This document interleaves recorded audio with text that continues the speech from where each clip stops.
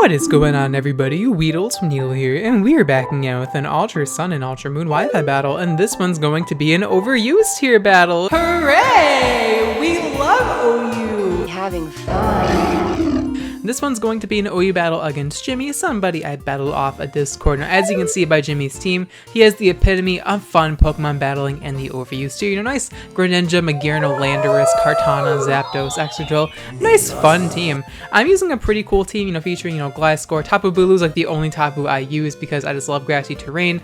Using Zoroark as well because a few people wanted to see me use Zoroark. So let's just hop right into this battle against Jimmy. This is a pretty good Wi-Fi battle. I have a feeling you guys are going to enjoy it very much. So we actually do get lead matchup correctly. I did lead off with Gliscor because getting up Stealth Rocks is very important as my opponent leads off with the Excadrill. So he does have Mold Breaker, not that it really matters. Actually, does Mold Breaker stop Toxic Heal or Poison from working? I have no idea. It probably doesn't, but if it does, that'd be legit. So my opponent's going to bring in Zapdos here. Activate Pressure because Zapdos do commonly carry Hidden Power Ice. I'm actually going to decide to go for Sword Stance instead because I'm not actually a Stealth Rock Gliscor. I'm a Sword Stance Gliscor because Sword Stance Gliscor can, provide a lot of offensive pressure, and I could use offensive Landorus, but Landorus is too mainstream and I'm not a normie. So I'm gonna go for a second Sword Stance here because I am offensive Gliscor and apparently I outspeed Zapdos for some reason. Even though Zapdos could carry Hidden Power Ice, I should be able to potentially live one, but of course Zapdos does carry Hidden Power Ice. It does do absolutely nothing, and that's because I'm Zoroark. So I actually modified my team preview screen just so you guys wouldn't be able to guess that I disguised Zoroark as Gliscor. So now I'm gonna go for a +4 knockoff with my Zoroark, and I am holding a Toxic Orb just to bluff that I am Gliscor. Now I used this tactic once before, but yeah, he had a weakness policy there. Woo! That was scary.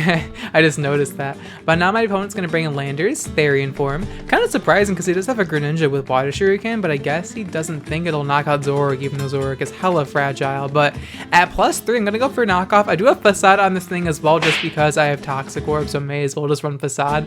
I don't know, man. This freaking Zoroark set is a huge meme. That Landorus T also has weakness policy, so this guy really wants to catch me with that balanced weakness policy strategy with really broken Pokemon holding weakness policy. At least when I use weakness policy, I use like actual good, actual underrated Pokemon that hold weakness policy, not just like OP Pokemon that don't need the extra buff from weakness policy, okay? Now in comes Greninja. I'm gonna bring in Tapu Bulu here because I'm not trying to take a Water Shuriken because most Greninjas nowadays are Ash Gren. I don't know why. It's like Protein Greninja is like trash in comparison to it when it's not. It's just everyone has like a hard-on for Ash Gren and OU. I understand why it hits extremely hard once it gets its form, but otherwise not really all that useful. So I'm able to bring in Tapu Bulu here. And of course, I'm using my, coveted dual screen Tapu Bulu set. I literally use in every overused battle. Like if you go through my OU battles on my channel, like the 5 I have posted, every single battle I'm using Tapu Bulu because I just love, it's like the only legendary Pokemon I don't feel bad using because it's just a grassy terrain supportive mon, and I have it on the team to support my other teammate. That's legitimately the only reason why I have Tapu Bulu on this team.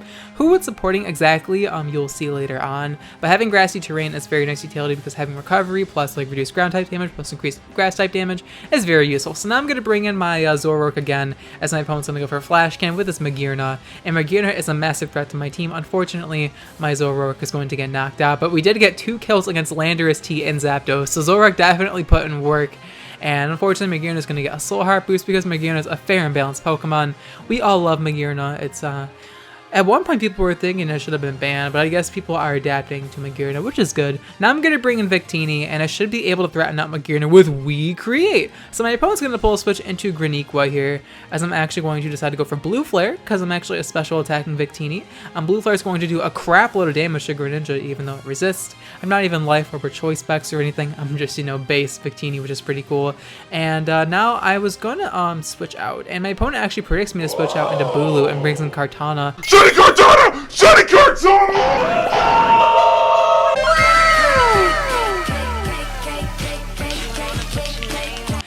Yeah, that was a really good play on my opponent's part because my switch on the top of Bulu was very, very obvious. So, and I'm not going to say my opponent was like, how did he do it? But, that was pretty well played on his part. And he brings in Kartana against Tapu Bulu, and Kartana. My opponent's going to go for the Sword Stance here because he has no reason not to, right? Like, Sword Stance just gives him you know, higher attack than Deoxys' attack form. Did you guys know that Kartana has one attack base higher than Deoxys' attack form? Balanced Pokemon, by the way. Superpower does do a shitload of damage to Kartana. I'm very glad I gave this thing Superpower over Nature's Madness, because I swear to God, every game I don't run Superpower, I face against like Ferrothorn / Kartana, and I want to kill myself. But now my opponent is going to go for a +2 Z move here, and Kartana is a big threat. Kartana hits pretty hard. He's going to go for the all-up pummeling on my ass, and it's going to do a shitload of damage. Even though it's a resisted Z move, Kartana is fair and balanced in that regard. Being able to run Sword Stance with Z moves just pretty much means like nothing gets switched. And like that's a resisted Z move at +2, and I just go down to it. So yeah, down goes Tapu Bulu. Keep in mind I am max hit points, so the fact that I resisted Z move knocked me out of +2 is absolutely absurd. He's going to get a beast boost as well, getting another attack boost.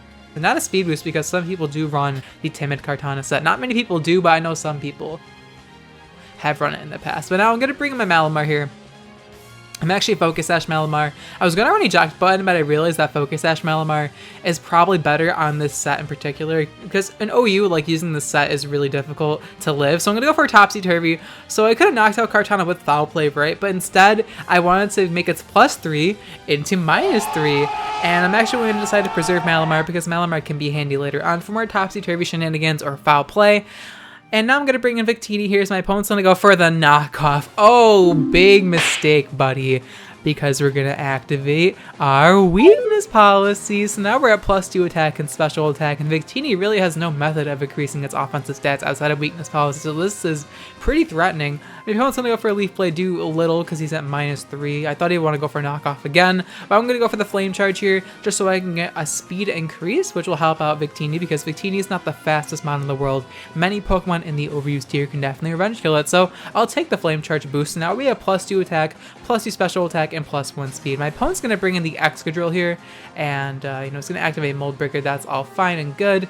And now I'm actually going to go for a Stored Power just to see how much damage we can do to the Excadrill. Could have went for Blue Flare. I definitely could have, but I honestly thought Stored Power was one shot, but I underestimated Excadrill's bulk, and I overestimated Victini at +2. So I kind of choked away my Victini sweep.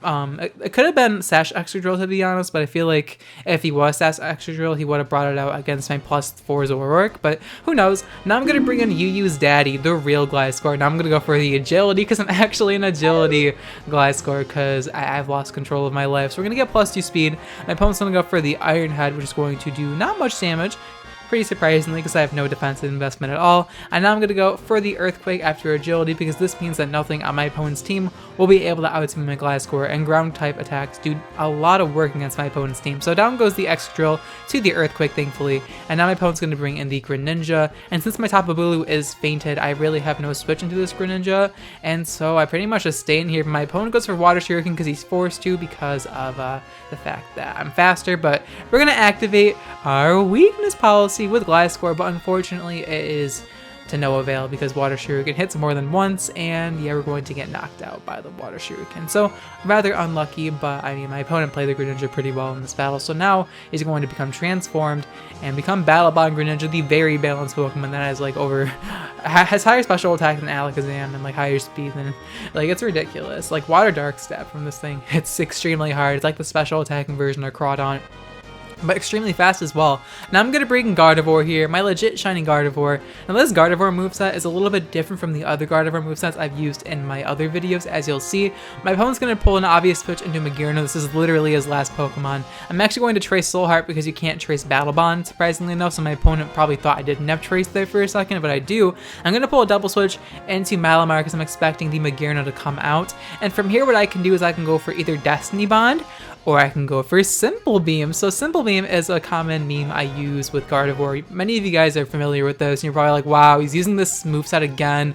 Wow, Weedle really is not creative anymore. Like, why isn't he using Landorus T? He's just using the same Simple Beam Gardevoir strategy. Man, he really has lost his touch. But yeah, I'm going to lose Malamar here, but we're able to give a Magearna Simple, which is able to prevent Soul Heart, which is always welcome. Now I'm going to bring Gardevoir, and I can just trace simple and go from there. So my Gardevoir, I used to run Ender plus Slackberry, but then I realized that Gardevoir gets a pretty cool move, which I'll reveal in a little bit. Gonna go for a Calm Mind here because I have no reason not to. If Magearna has Calm Mind as well, I'll find out. I don't really want to risk not going for Calm Mind because Splash Cannon will still blow me away, and I can't really damage Magearna anyway. So my opponent actually reveals to be a Calm Mind Magearna as well. And this is pretty scary because I don't think my Calm Mind Gardevoir can beat a Calm Mind Magearna 1v1 because Magearna is boosting at the same rate I am because it's simple. So this is where my Z move comes in. Now many of you guys know I love this certain Dark Z move, so we're going to increase our speed by 2 stages and Z Snatch. So Z Snatch, hoping my opponent goes for another setup move to try to match my Gardevoir setup as my opponent tries to go for Shift Gear. Keep in mind that Z Snatch does give me +2 speed, and I do have the simple ability, but the Z status increase isn't affected by simple, but we're able to increase our speed by 4, our attack by 2 because of simple from the Shift Gear. And now I'm going to go for another Calm Mind because my opponent can't knock me out. And if he wants to risk going for Calm Mind against a Snatch Gardevoir, that's fine by me. But now at this point, we are at +2 attack, +4 special attack, +4 special defense, and +6 speed. So stored powers, base powers, absolutely ludicrous. That Flash Cannon is still looking like it'll knock me out after Calm Mind. So I'm gonna go for stored power, not gonna risk anything. Let's see if we can knock out Magearna. And ladies and gentlemen, Gardevoir soloed Magearna. You're never going to see that happening again. Down goes the Magearna. My opponent's last is Greninja, but unfortunately, now with +4 speed def and +6 speed, my opponent really can't hope to do anything.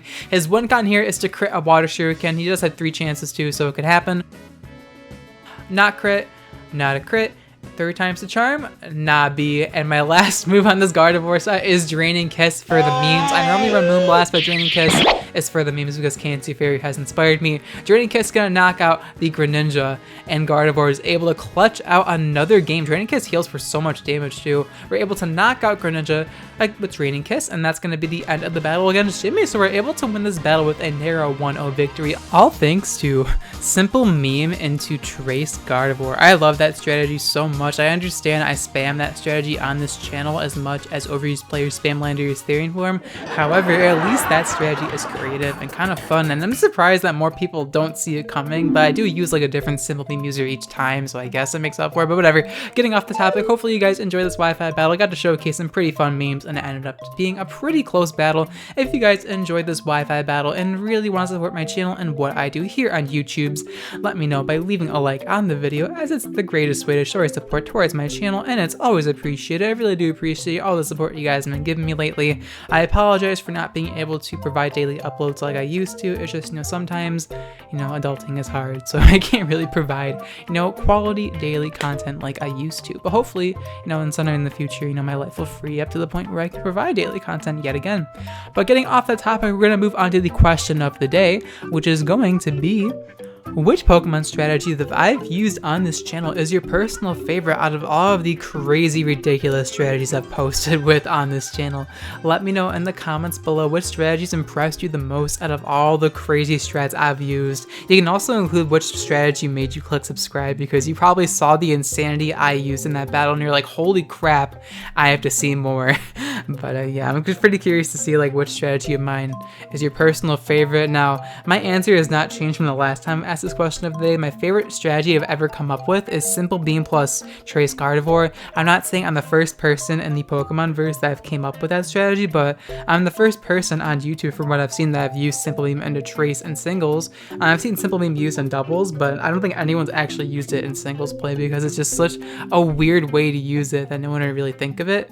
But definitely Simple Beam into Trace Gardevoir is my favorite strategy I've come up with. I've definitely adjusted the strategy at least 5 times too to my liking. I used Calm Mind without Endure and a Slackberry, then I used a Calm Mind one into Endure with the Slackberry so you get +2 speed, and then I just used a Z Snatch one. I used a max defense one so I can set up easier. I'm not too sure what the best simple meme Trace Gardevoir strategy is. I just know that it's one of my favorite strats I've come up with in my days of Pokemon meme battling and such. But let me know in the comments down below which Pokemon strategy that I've used on this channel is your personal favorite out of all the Pokemon strategies that I've used on this channel. Pretty simple question, though it may take you a while to think of the answer because damn, there's a lot to pick from. But that's going to be the question of the day. Thank you guys so much for watching till the end of the video. I'll check you guys next time. Bye.